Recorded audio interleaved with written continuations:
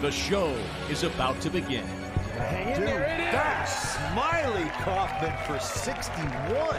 Wow. Featuring Smylie Kaufman. If you're at a local IHOP at a PGA Tour event, you might see Hideki Matsuyama. Clear up in the stance, strengthen the grip. His co-host, Charlie Hulme. We've now picked 5 of the last 8 winners on the PGA Tour. Oh, just go in the hole. Please go in the hole. Please go in the hole. Please go in the hole. Yes, sir! And the biggest names in golf. That's a great question. Can I talk about it? I don't think I'm ready. How good does it get, SK? Why not ask Charlie? Today, live from the Pinecrest Inn, it's the Smylie Show. So long, everybody. This is the Smylie Show. Welcome to the Smylie Show, where we're chock full storylines this week, Smylie. We had the 3rd consecutive winner on the PGA Tour, the age of 24 or younger. Come on. We have an airline that may or may not be on notice. It is it's a developing situation. We might know more at the end of the show. We're not sure. And huge week for the strength of the brand, okay? Because here's what I got for you. Not only do we know that the Imperial hat currently sitting on your head is in the possession of Jordan Spieth and Justin Thomas, but we have a little something to share with you here, Smylie, that I think you did this intrepid screenshotting today. If you can see, I don't know if you can see my cursor here. See this gentleman up here I'm circling? We believe that is a Smylie Show in the wild hat sighting. It is. Maybe the first of its kind. No, it definitely is. I was watching. This is the first hole. So Jordan and JT play together today on Sunday. Huge crowds out there following that group. And my buddy Eric, who's buddies with Jordan. Eric, you know Eric, who's caddied for Eric Jordan at Linedecker, Hero right? Yeah. that one. Yeah. So Eric's like, just saw a Smylie Show hat and was like, where? So I'm like clicking back 10 on the feature group coverage. And then I found and identified this beautiful man wearing this beautiful hat. And I said, this guy needs to be identified. We must know his name and we must give him a medal of sorts. Yes, please do. Please, if you recognize yourself here, and we hope that you do, reach out and we'll put together some sort of a congratulatory or thanks package. And that should be an incentive for all of you to buy Smylie Show hats and get seen at You know what we're tournaments. going to do? We're going to take this photo. I'm going to screenshot. I'd give it to my 3.5-year-old daughter who loves coloring. And I'm going to have her drawing up a missing persons drawing. And that will maybe help us identify or get to the bottom of who this individual is. Like it's like a police sketch, like fridge art that's a police sketch combined with the milk carton missing person situation. I like that. Maybe that's the prize. Maybe the prize is that if you wear a Smylie Show hat, we have Anna Carter draw a picture of you at the event and we mail that to you. We've been looking for all the activities this week. We had 2 sick kids from Monday all the way until I would probably say this morning. So we had 6-7 days of just fever fun. So much fun. So much fun. So many movies, so many PD Live pops. Yeah, those days are. We had the thing. Remember the thing that was kind of running through America that had to do with produce not so long ago. And it's for both of our kids, it was pretty quick, but like Walker had a quick sick one day and then our nanny got sick. She couldn't come in. And so I had my daughter the day after and I thought everything was going great. Took her and the dogs to the park. We were at the coffee shop about to order, a little something to get us going to start the day. And then she just vomited all over me and the sidewalk and the dogs. I was like, we're just going straight home. Sorry, dogs. No jog for you today. No chase, fetching the tennis ball. Straight home, movies the rest of the day. It's not fun to be just on lockdown with the kids in flu season. It's not even flu season. It's not even flu season. Summer. What am I saying? What are we talking Although about? they are doing flu shots now. I feel like this is we need to unpack this a little bit, Smylie. I think Big Flu is trying to extend their hold on the nation. That's a good point. There's something nefarious happening. That's a good point. Here. Yeah. No, but I don't doubt that your beliefs on the potential of the flu season getting expanded. I'm not going to go against that feeling or vibe that you have there, but I can tell you that this fever virus that my kids have, which apparently is a very common thing for these kids to get, it was really the first time Harris has been sick other than like ear infections. Poor buddy, man. He was just so sad, so fussy. And Anna Carter, man, like these kids were running so hot. It felt like me running off a couple 3 putts in a row. Like I touched their skin and it's like I'm like, wow, you're like sunburned hot. These kids. Yeah. I mean, I felt so bad for them, and there was nothing that we could do other than just, it's like, all right, we just gotta get to the end of it. All right, well, T's and P's to the Kaufman kids. Yeah. T's and P's to my golf clubs, because that's right. United Airlines has traditionally been in favored status amongst this show. Usually don't miss. They're great for family travel, but we have a developing situation. I'm not even going to put it out there in the world, but I have like a clue. I'm going to call it like a clue round that I'm supposed to play, where it's like, this is happening at this place with this person, and I've been looking so forward to this. And if the clubs don't arrive, it's going to be soul crushing. So we're not ready to fully put United Airlines on blast yet, but it was a long and stressful afternoon leading to the show record. Well, that's what we'll say right now, Smylie. Well, history does leave clues about where this special place is. Yeah, I mean, I guess that part, if we were playing a game of Clue, you should be able to get place right. I think if you miss that, we can't help you a ton here. The rest we'll see how much of that will yes. So that part we'll circle around on that. We'll finish that up. Let's just hope they make it. What we do, the place we need to go next, of course, is Michael Brennan getting it done on Sunday at the Wyndham Championship. And this is, so first of all, what a great celebration. Comes off the green, hugs his mom, and you hear like the hot mic, "We're going to the Masters." And it hasn't sunk in for him yet. And he just realizes in that moment, sharing it with his mom, that win gets him into the. He played the Masters this year. Whatever it was a viral moment with his.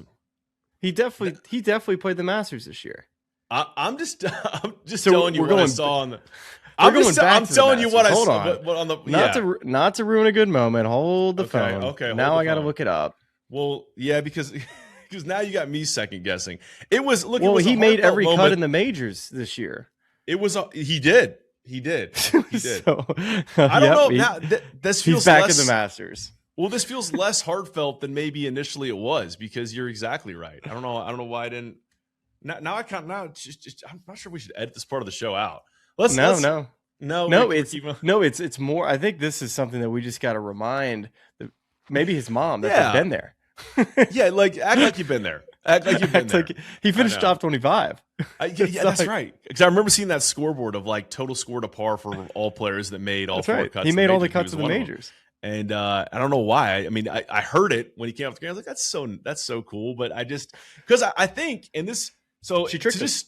She did trick us. She did trick us. I mean, I think so. With Michael Brennan, we're talking about a guy who, as of last fall, prior to the Bank of Utah Championship, was supposed to be playing on the Korn Ferry Tour this year. Wins that event, gets his tour card, and then had a pretty rough start to 2026. Maybe this is some of the erasure I did on his start of the Masters. He did not notch a top 20 finish until the Charles Schwab Challenge, where he tied for 6th. And then little momentum the past couple weeks, tied for 24th at the 3M Open, tied for 15th at the Rocket Classic, and now wins this week. We had him on last fall after that win. We talked about everything from stat tracking apps, the putting work, and things like that, and all the things he's done to work on his game. For you just tracking the year for Michael from that win, from the dip in form to where he is now, what do you kind of make of this debut on the PGA Tour? Well, I mean, after the event in Utah, where he just absolutely destroyed the golf course. I mean, I think he was like close to 30 under par. This guy was, I mean, just demolishing the golf ball at 8,000 feet. And after speaking with him too, in the interview that we did, I was just kind of blown away at how good he was on the Americans Tour and how many rounds he had under 66. So in my mind going into the interview, especially coming off of a PGA Tour win, I'm like, this guy's golf swing is sick. He's not afraid to go low. And just his strength of being able to hit it so far, that should translate well to the PGA Tour.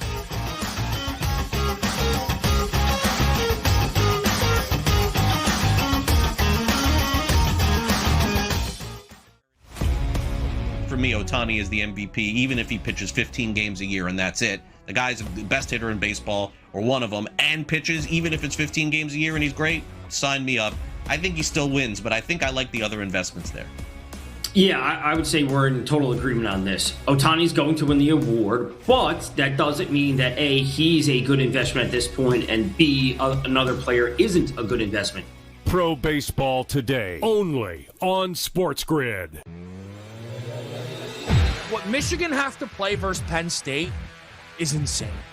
Like, instead of Big Ten teams worrying about SEC and all that, like, Michigan fans should not be happy about what Matt Campbell gets to walk into. James Franklin's got to be kicking himself. Penn State do not play Oregon, Indiana, or Ohio State. They avoided the entire Big Three of the it's incredible. In-game live, only on SportsGrid. You know, the dark days are ahead for the Warriors. And when Curry and Kerr and Draymond all leave, what are we going to be looking at that franchise that has been a mainstay of the NBA, you know, the face of the NBA and NBA playoffs for so long? Where are they going to be? So I see no issue with them bringing Draymond back. Why not? You have one last go at things with the trio that they still have there. But I see this as a very long season. Game time decisions, only on SportsGrid. Just can't win the big game. He can't get us in the big game. Well, we got to let him go now because we're tired. We'll keep the quarterback. So, you know what I've been saying? Okay, you kept the quarterback. Guess what? Mr. Lamar Jackson, it's on you now. Hey, absolutely. It's on you. Absolutely. Right? It's on Lamar. It is. It is totally on him now and the new coaching staff there. Outspoken with Dan Cilio, only on SportsGrid.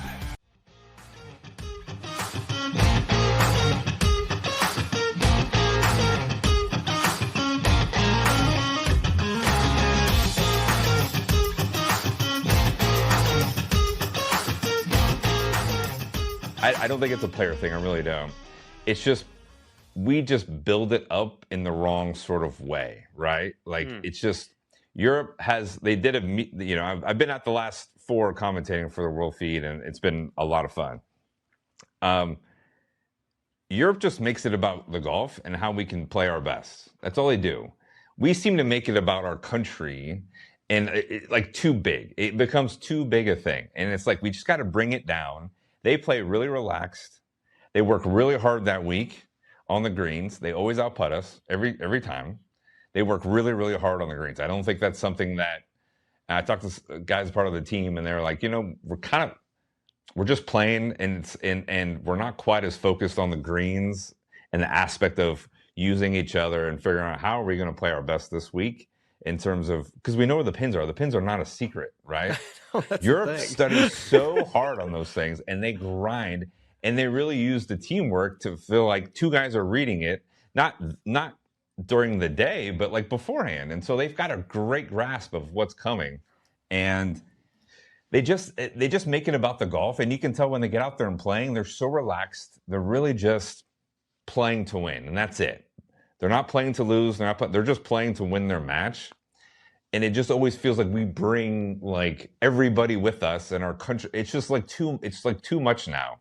You know, it's like the last one I was at, it was like everyone looked so tight on the tee, and they were like, they were trying so hard to get everyone involved and make the crowd crazy and make New York loud and everything. And then that trying so hard gets tense, and you can see it on their faces.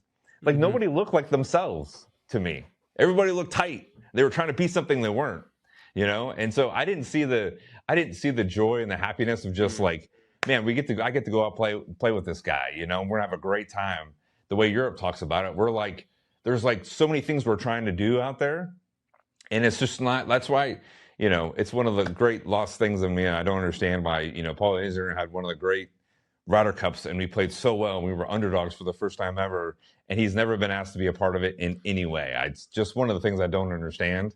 But we were so relaxed, and he had such incredible energy all week, and he was just such a leader in terms of like how much fun we're going to have. That's what he was concerned about. That's all he was concerned about. Everyone was so relaxed all week, and we just couldn't wait to go out and play. Then everything else has felt a little bit like it's just they're trying so hard to do so many things. And it's like, just go be yourself, work hard that week on those greens and figure them out, because it's gonna come down to that. Everyone's gonna hit it pretty good, because it seems like the last few Ryder Cups they've tried to make the course a non-story and make it more fair for everyone, which I feel like is sort of taken away from the home field advantage. But it's like, man, we just don't. When those guys walk to the tee, I'm just like, I don't see who they are. I see who they're trying to be. And Europe just walks to there like, hey, we're just going to go play golf and have a great time because this guy's awesome and we're going to have fun.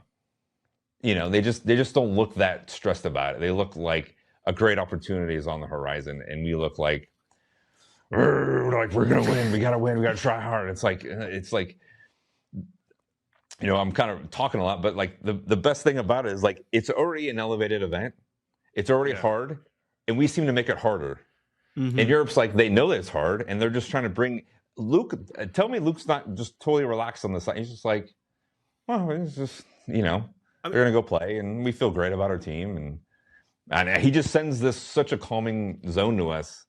And then everybody else is like, there's a tension in the air. And it's like, it's a very hard thing though. Like what we're talking about, I feel like people are trying to find this easy answer. It's not an easy answer. It is challenging, but I just don't see like the guys taking a deep breath and just trying to play great golf. Just the simple nature of like the event's already there.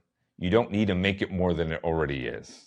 It is what it is. And so your job is to bring it down to the bare minimum of the understanding of like, you're here just to play great golf because you're a great golfer and you've earned the right to be here. And we believe in you.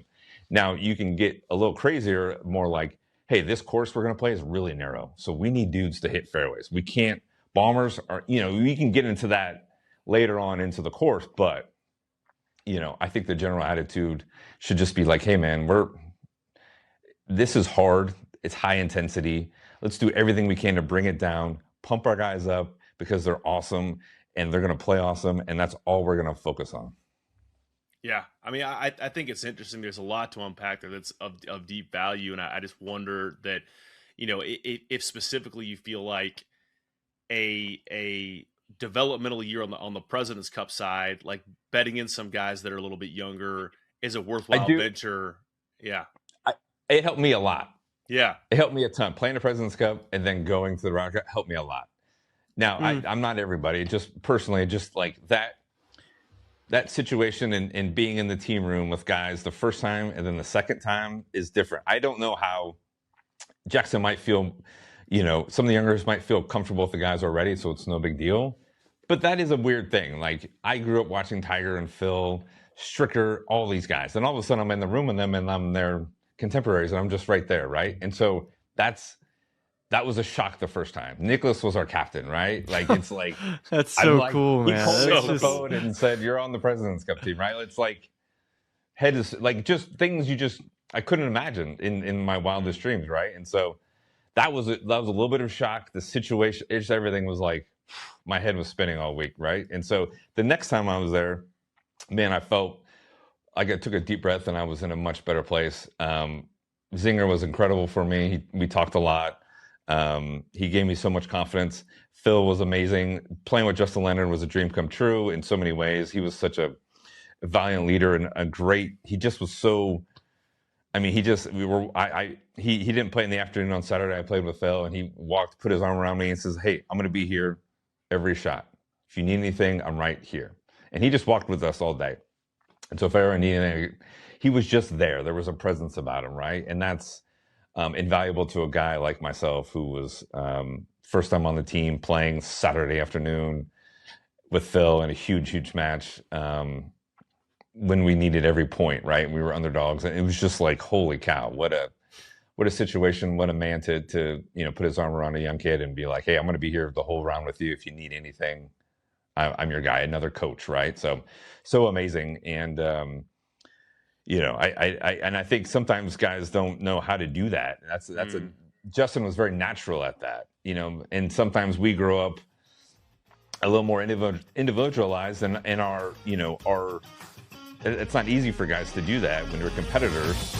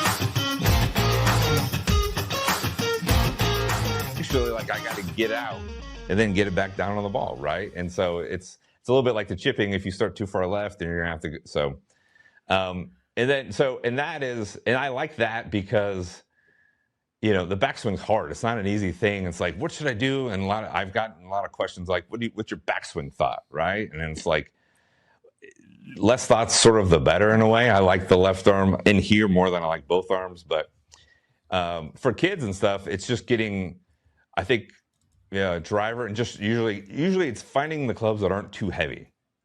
Because if it's too heavy, this club is swinging them and they're all over the place. But if you can just get them to, like, you know, make the swing as simple as possible, right? And shorter clubs, the better. Start with the shorter stuff. Don't stay away from the big stuff, the drivers and stuff, and make sure the clubs and the kid are in right proportion to one another and sort of what they can do. And start close to the hole. Start putting. My daughter loves to putt because she wants to make it. I would start, get close to the ball, closer we get to the hole, start, so there's some like enjoyment right away and there's some satisfaction, because once a kid gets frustrated, they're out and they're going to be like, Dad, this stinks. I want to get in the car and get a snack. Yeah, I was going to say the key is snacks. Above all else, snacks is the key. So 1 million percent be prepared. Don't think you're going to be out there grinding. All right, last question. All right, we're going to close the show. I'm going to be a debate moderator because we're going to do a little hypothetical here. I want to know which foursome wins this competition. The Golf Boys, Hunter, Ricky Fowler, Ben Crane, Bubba Watson, or the 2016 Spring Breakers, Smylie Kaufman, Ricky Fowler, Justin Thomas, Jordan Spieth. And can we have Ricky play a ball for both teams? Sure. Like what's that competition looking like? I just need each of you to make the case for your team so we can decide who's going to win this matchup. Is this a now or is this a then when the videos are made? Let's do this. Let's do. We can either do video made. Let's do. That's perfect. Let's do when the video is made. Everyone's kind of in their prime state of golf. Yeah, it was pretty good state of golf, I think, for both of us. I would take our side. I think Ricky was younger, but Bubba was pretty awesome. He would be the best player between the two at the time. Justin, I don't think I would take Bubba against like Spieth, right? And I would go. Well, here's the only thing that he's not factoring in one thing here. Justin. What's that? Okay. The only thing you're not factoring in here is that we're talking about the condition that we were in when we were playing that golf.